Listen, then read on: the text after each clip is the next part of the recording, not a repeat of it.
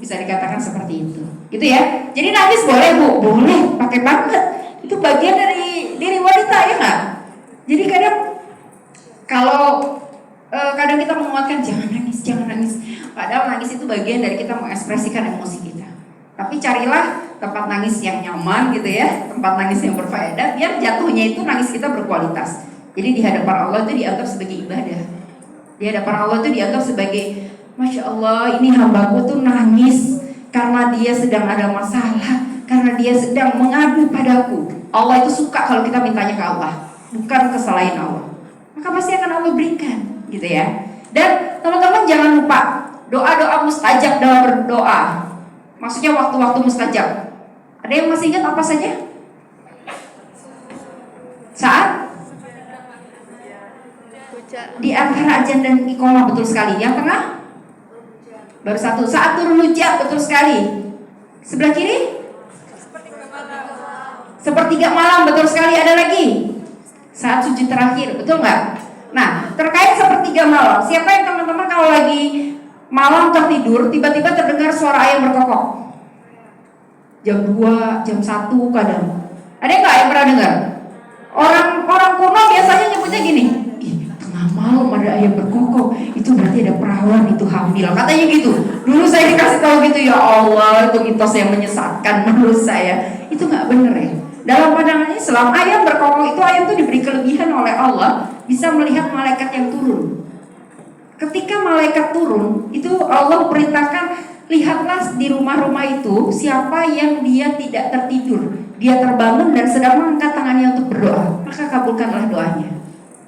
Insya Allah ya. Jadi kalau dengar suara ayam berkokok, berbahagialah, karena berarti Allah kasih kesempatan kepada kita untuk berdoa. Bu, kalau saya lagi menstruasi gimana? Duduklah di tepi tempat tidurmu, baca istighfar, astagfirullah, astagfirullah, la ilaha illallah, Muhammadur Rasulullah, la ilaha illa anta, subhanaka inni kuntu minaz zalimin, la haula wala quwata illa billahil aliyyil azim.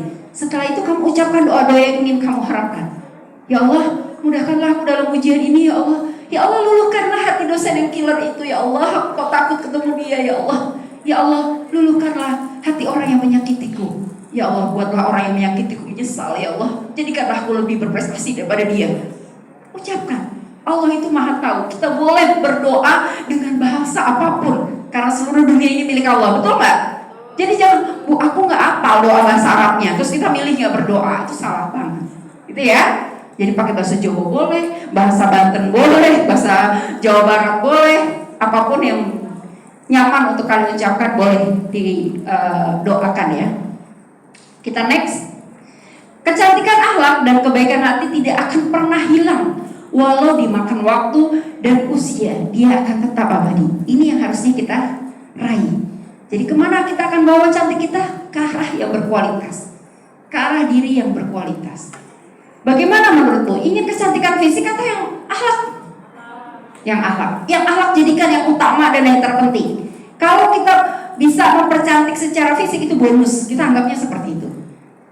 Mahasiswi saya pernah melakukan penelitian tentang pengaruh jerawat terhadap kepercayaan diri. Terus saya katakan, terus diapain jerawatnya? Terus disuruh ke skincare gitu biar glowing, saya bilang gitu.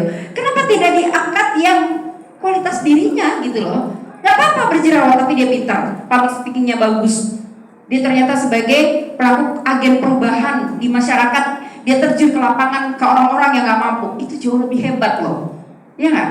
Jadi sekarang kita merubah mindset kita bahwa kecantikan itu jangan hanya serta merta fisik saja, tapi kecantikan hati, kecantikan kualitas diri itu jauh lebih utama bagi kita.